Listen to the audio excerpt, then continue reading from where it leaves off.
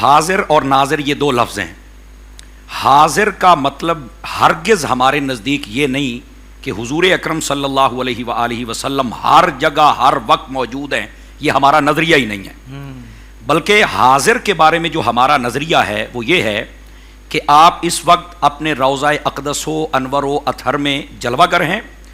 جب چاہیں، جس وقت چاہیں، جہاں چاہیں، جتنی دیر کے لیے چاہیں آپ جا بھی سکتے ہیں، آ بھی سکتے ہیں. واہ واہ واہ، یہ آپ کے حاضر ہونے کا مطلب ہے. سبحان اللہ. اچھا، ناظر کا مطلب کیا ہے؟ ناظر کا مطلب یہ ہے کہ آپ وہیں پر جلوہ گری فرما کے پوری کائنات کو مثل ہتھیلی کے دیکھ رہے ہیں. یہ ناظر کا مطلب. سبحان اللہ. یہ بالکل میں آسان کر کے آپ کی خدمت میں عرض کر رہا ہوں.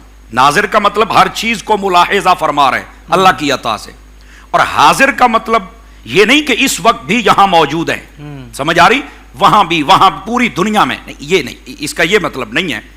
جسمانی کے ساتھ، ہاں روحانی طور پر یہ آگے چل کے جب بات کھلے گی تو پھر آپ کو بتائیں گے کہ وہ روحانی طور پر کیسے ہیں. لیکن جب چاہیں، جس پہ چاہیں، جتنا چاہیں، جس وقت چاہیں کرم کر کے آپ جا بھی سکتے ہیں اور وہاں واپس آ بھی سکتے ہیں، بلکہ اگلے کو بھی اپنے پاس بلا سکتے ہیں. یہ حاضر ناظر کی آسان تشریح. تو جو حاضر ناظر پر اعتراض کرتا ہے اسے چاہیے کہ پہلے یہ ہمارے عقیدے کی وضاحت سنے، اس کے بعد اعتراض کرے اگر اس کے پاس کوئی ہو تو. یہ عقیدہ اہل سنت ہے. اب تھوڑا سا آگے چلیے. حضرت شاہ صاحب نے قرآن مجید برہان رشید کی بہت ساری آیات تو یہ بات پڑھی. میں بھی ان کی برکت لے کے تھوڑی سی بات کو اور کھولتا ہوں تاکہ مزید بات کھول جائے.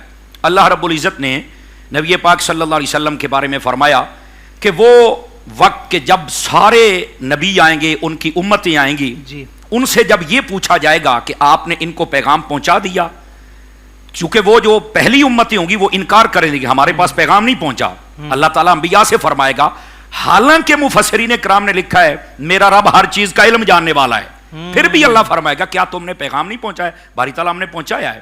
وہ تو نہیں مانتے، کوئی گواہ لے کے آؤ، تو وہ پھر حضور اکرم صلی اللہ علیہ وسلم کو گواہ لے کے آئیں گے. سبحان اللہ. یہاں تک شاہ صاحب نے بات بڑی کمال کی کھولی کہ جب جانتے ہیں تو تبھی گواہ ہے نا. بہت اچھا. لیکن یہاں مفسرین نے ایک اور بڑی بہترین بات کی طرف توجہ دلائی اور وہ یہ ہے، فرماتے ہیں کہ دیکھو جو اپنے نبیوں کا انکار کر بیٹھے، جن کو آنکھوں سے دیکھا تھا پیغام لے کے آئے تھے، ان کو چاہیے تھا نا کہ پھر حضور کا بھی انکار کر دیتے کہ یا اللہ یہ تو ہمارے پاس آئے ہی نہیں.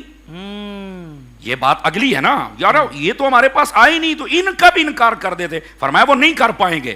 کیوں؟ کہ ان کو یہ پتا ہے کہ ان کا انکار ہم کیسے کریں. یہی تو حاضر ناظر تھے، یہی تو ہر کو دیکھنے والے تھے. اب بات سمجھ آئی ہے؟ مطلب یہ کہ آقا کریم صلی اللہ علیہ وسلم کا ذکر اقدس اور شان اقدس ان پر بھی ایسے واضح ہے کہ وہ یہ اعتراض قائم ہی نہیں کر سکیں گے کہ گواہ تو وہ تھا جو موقع پر ہو، تو انہوں نے تو یہ دیکھا ہی نہیں ہے. تو پھر مطلب ان قوموں میں بھی، ان امتوں میں بھی یہ نظریہ تھا، عقیدہ تھا کہ ہمارے اوپر بھی جو حاضر و ناظر کے طور پہ ہے وہ محمد عربی صلی اللہ علیہ وسلم، اور وہ انکار نہیں فرمائیں گے. اچھا، دوسری بات، انا ارسلناک شاہدا، شاہد گواہ کو کہتے ہیں. مفسرین نے شاہ صاحب نے بڑی کمال کی بات ارشاد فرمائی. بھائی جسے پتا ہے وہی گواہ بنے گا نا. گواہ کے لیے ضروری ہے کہ وہ موقع کی ساری کاروائی کو جانتے ہوں. اب اس بات کو کئی بندے نہیں سمجھ سکتے، یہ کیسے ہو سکتا ہے آپ مدینے میں اور یہاں کی کاروائی ساری جانتے ہوں؟ تو یہ سراجم منیرا سے علماء نے اس کا بھی جواب دے دیا.